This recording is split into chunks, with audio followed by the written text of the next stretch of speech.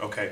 Hello, my name is Baba Jamon Jordan. I teach here at Roma Institute. I teach Media Arts and Technology, African Cultural Studies, and I'm also the coach for the Academic Games team here at Roma.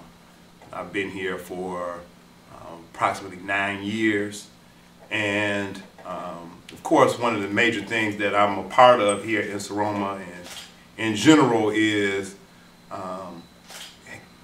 letting my students know and trying my best to bring out of them the idea that, you know, we're African people and that we have a culture, we have a set of accomplishments and a set of cultural traditions that help us be whoever we are. So not being African, you know, if we divorce ourselves from being African, we really kind of in a social way don't exist.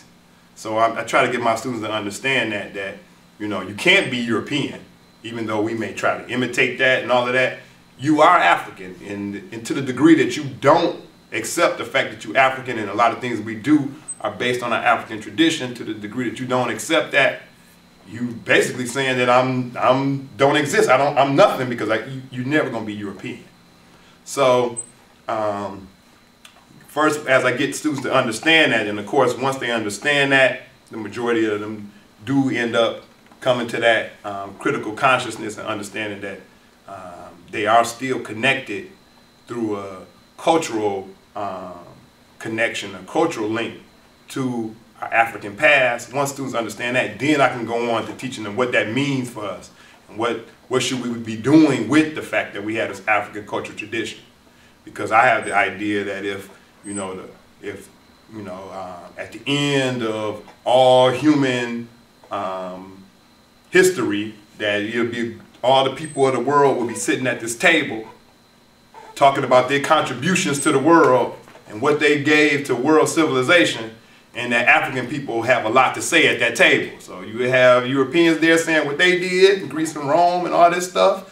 You would have the Asians talking about the great Chinese dynasties and the Chang and the Han dynasties. You would have the indigenous people of this land talking about the Inca Empire and the Aztecs, and what Africans don't have anything to say. So I want my students to know, what would we be saying if we were sitting at that table? Some of the things that I'm involved in along with teaching here is I'm the co-founder and facilitator of the Black Scroll Study Group. And although what we kind of seem to be is a historical research group where we study some aspect of African history, come together, present our own findings, do more research on it, critique each other, and then use that information we have to do something with, either in our classrooms, because most of the members of the group are teachers, or maybe some community study or some community group. We have people who are members of different organizations, churches, other community groups, and they may take that information to those groups. But what I really want to do, what it's supposed to be expanding to by this time, is creating products, books, materials that teachers can use in schools, parents can use in their homes to help facilitate the research about our people, our culture, our traditions, our history, topics, events. Every year, you know, around Martin Luther King Jr.'s birthday or around Black History Month, you have somewhere on TV, some documentary or some newspaper article talking about what Rosa Parks really did when she was on the bus, or Abraham Lincoln really didn't free the slaves.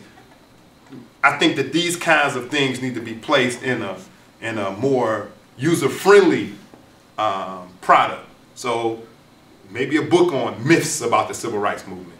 I mean, that's the kind of stuff that the Black Scroll Study Group has been doing for years, but we need to publish it, create a product that we can give to our students, our children, so that they won't be dependent on PBS to do a special, or NPR to be interviewing somebody, and like our children are going to be listening to NPR anyway.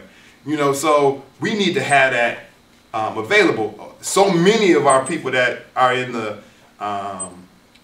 historian community or the Black nationalist community or the Pan-African community, they know all this stuff. If you bring up, you know, Rosa Parks wasn't the first person to, that's a well-known fact that she wasn't the first person to, but where is it for our children so that they can access this? This shouldn't be some, you know, mystery that we pounce on them with in the 8th grade or the 9th grade, or when they get to college, some professor will tell them, no, Claudette Colvin in March of that year refused to give up her seat, and she was only 15 years old. And they're like, wow, that's...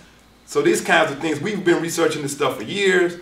Our study group, we have this information, we've done the presentations, we've done the research, we've gone to the sites, we do a research tour. We leave Detroit in most cases every year. We leave Detroit, go somewhere, and do research at a site, and bring that research back and present it to each other and create lesson plans and stuff for right here in home at school, in our school here in Saroma. But it's got to get bigger than that. We got to expand. We got to touch people more than that. And of course, one problem is so many people are overextended. They're working more than one job, trying to make ends meet. They wonder how they're gonna do this. They can't be spending money, putting money in a pot to you know, to start some publishing group while they barely keeping food on the table. That's how people feel. Maybe if it's more a mentality than a reality. Probably we can do this if we just believe that we could do this.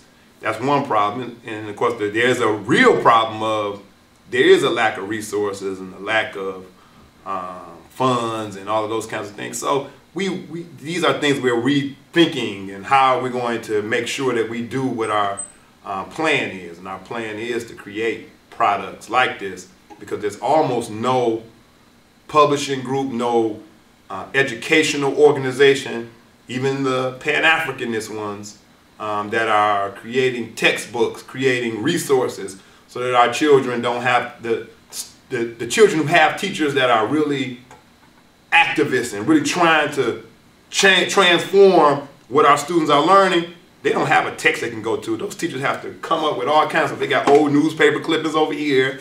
They got a speech on YouTube from Kwame Ture over here. They got, you know, a brother they know from the hood who was a part of the Black Panther Party. They bring him in to talk to the kids. They don't have like one major resource, a text, a set of lesson plans that were provided for them by a research organization that has done the research.